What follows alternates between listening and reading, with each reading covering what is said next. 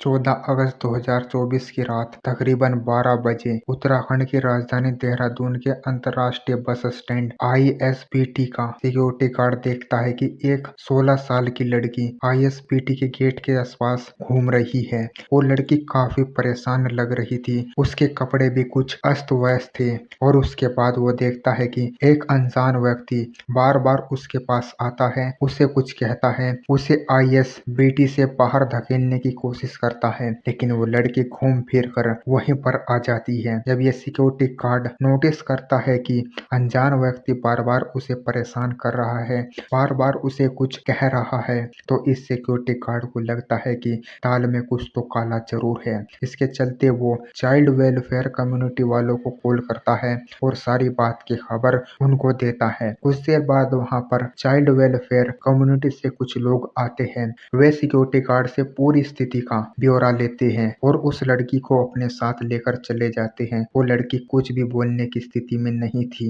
वो बहुत ज्यादा परेशान थी और यहाँ से जो चाइल्ड वेलफेयर कम्युनिटी वाले लोग होते हैं वो समझ जाते हैं कि इस लड़की के साथ कुछ गलत तो जरूर हुआ है। लेकिन उसके बाद वो लड़की जो उन लोगों को बताती है वो जानकर चाइल्ड वेलफेयर वालों की भी रूह कांप जाती है। आखिर ये 16 साल की लड़की कौन थी और उसके साथ उस दिन ISBT देहरादून में क्या हुआ था। चलिए आज की इस वीडियो में इस पूरी कहानी का विश्लेषण करते हैं। 12 तारीख की रात चाइल्ड वेलफेयर वाले उस लड़की को अपने साथ ले जाते हैं, लेकिन अगले दिन यानी कि 13 अगस्त को वे कुछ भी बताने की स्थिति में नहीं थी। वो सिर्फ एक ही बात बोल रही थी कि उन 5 लोगों ने जब उससे ये पूछा जाता है कि आखिर बात क्या हुई है तो वो भी कुछ नहीं बताती और केवल रोना शुरू कर देती है। अब यहीं से जो चाइल्ड वेलफेयर वाले होते हैं वे पुलिस को कांटेक्ट करते हैं और ये पूरे मामले की जो शिकायत है वो पुलिस स्टेशन में कराई जाती है। के बाद 14 अगस्त 2024 को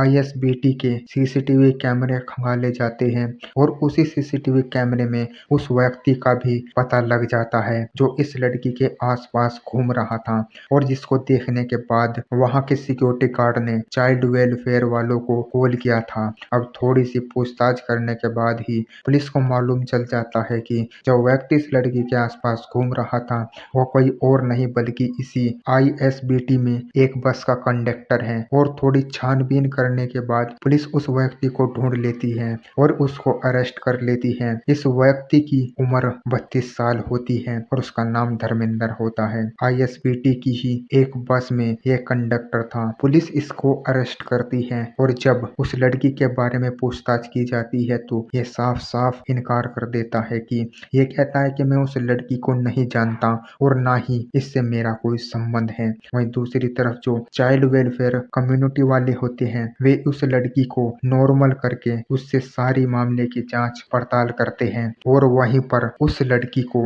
जब उस व्यक्ति को दिखाया जाता है, धर्मेंद्र नाम के 32 साल के व्यक्ति को जब उसके सामने लाया जाता है तो वो लड़की फूट फूट कर रोने लगती है और यहीं से पुलिस जो है वो धर्मेंद्र से सख्ती से पूछताछ करती है, क्योंकि पुलिस को मालूम चल चुका था कि धर्मेंद्र और इस लड़की के बीच में कुछ तो संबंध जरूर है। और जब सख्ती से पूछताछ की जाती है तो धर्मेंद्र यहाँ पर सारी बातों का खुलासा कर देता है और जो बातें धर्मेंद्र बताता है वो जानने के बाद यकीन मानिए आप भी अंदर से सिहर उठोगे। धर्मेंद्र पुलिस को बताता है कि 12 अगस्त 2024 को तकरीबन सुबह 11 बजे वो दिल्ली से देहरादून के लिए बस लेकर चलने ही वाला था तो वो देखता है कि दिल्ली के कश्मीरी गेट पर एक 16 साल की लड़की खड़ी हुई है। वो काफी परेशान थी, उसे समझ नहीं आ रहा था कि उसे किस बस में बैठना है और मौके का फायदा उठाते हुए धर्मेंद्र नाम का यह कंडक्टर होता है ये उस लड़की के पास जाता है और उसे बड़े प्यार से पूछता है कि उसे क्या समस्या है। इस पर ये लड़की उसे बताती है कि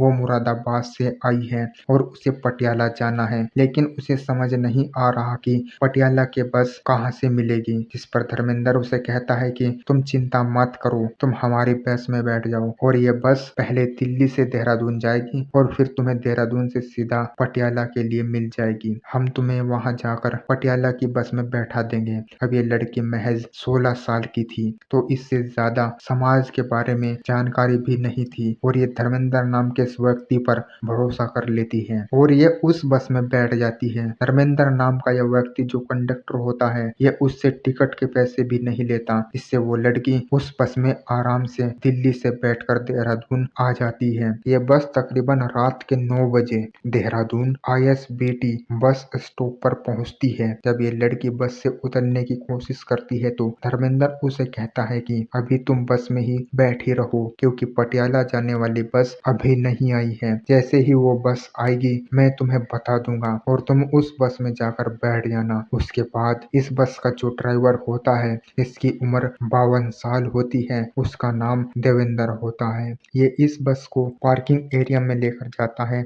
और ये लड़की अभी भी बस के अंदर ही बैठी हुई थी क्योंकि उसको बताया जाता है कि अभी इसको बस से नहीं उतरना है और पार्किंग एरिया में इस बस को ले जाया जाता है। वहाँ पर पूरा अंधेरा था, कोई लाइट वगैरह नहीं थी, ना ही वहाँ पर कोई सिक्योरिटी गार्ड था और इसी बात का फायदा उठाते हुए देवेंद्र और दूसरा ड्राइवर धर्मेंद्र अब पास में ही एक दूसरी बस खड़ी हुई थी। इसके अंदर दो ड्राइवर बैठे हुए थे। जब उनकी नजर इस बस पर पड़ती है तो वे दोनों भी अपनी बस से निकलकर इनकी बस में आ जाते हैं और वो देखते हैं कि बस के अंदर क्या है। तभी जो धर्मेंद्र होता है कंडक्टर ये इन दोनों को कहता है कि तुम्हें ज्यादा घबराने की आवश्यकता नहीं है, अगर तुम भी तो आ जाओ। और फिर वे जो दोनों नए ड्राइवर होते हैं वे भी उसके बाद रात के तकरीबन 11 बजे धर्मेंद्र नाम का यह कंडक्टर जो पूरे दिन का कैश होता है उसे जमा करने के लिए कैश काउंटर पर जाता है और जब कैश काउंटर इससे पूछता है कि कैश जमा करने का समय 9 बजे का होता है और तुम 11 बजे आ रहे हो, इसकी वजह बताओ। इस पर यह कंडक्टर जो होता है ये उस कैशियर से कहता है कि आप ज्यादा टेंशन मत लो, आप मेरे साथ चलो,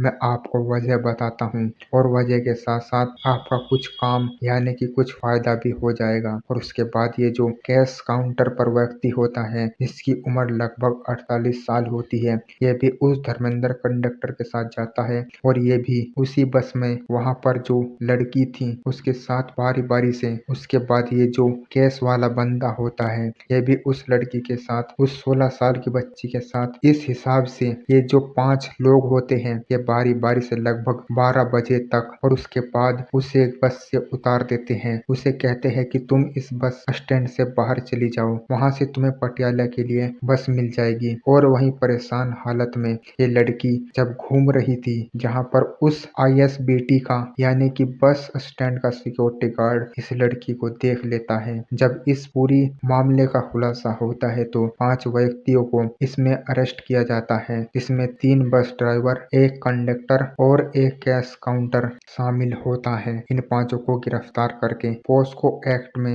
इन पर कार्रवाई चल रही है। इसके बाद इस लड़की के परिवार वालों की छानबीन की जाती है। इसमें पता चलता है कि यह मुरादाबाद की रहने वाली है। वहां से इसके माँ बाप को बुलाया जाता है। उसके बाद मालूम चलता है कि लड़की थोड़ी सी मानसिक तौर पर भी बीमार है, यानी कि इसका मानसिक संतुलन भी थोड़ा सा सही नहीं है और घर वाले भी इस बात को लेकर काफी ज्यादा परेशान रहते हैं। और ये मुरादाबाद से बिना बताए निकली थी और ये पटियाला जाने वाली थी। ये अभी तक नहीं मालूम चल पाया कि पटियाला ये किसके पास और क्यों जा रही थी, लेकिन घर वालों का कहना है कि इसकी मानसिक स्थिति थोड़ी सही नहीं है और इसकी मानसिक स्थिति का फायदा उठाते हुए धर्मेंद्र नाम के इस कंडक्टर ने 4 लोगों के साथ मिलकर इस 16 साल की बच्ची ये 5 लोग गिरफ्तार हो चुके हैं और इनको सजा मिलेगी।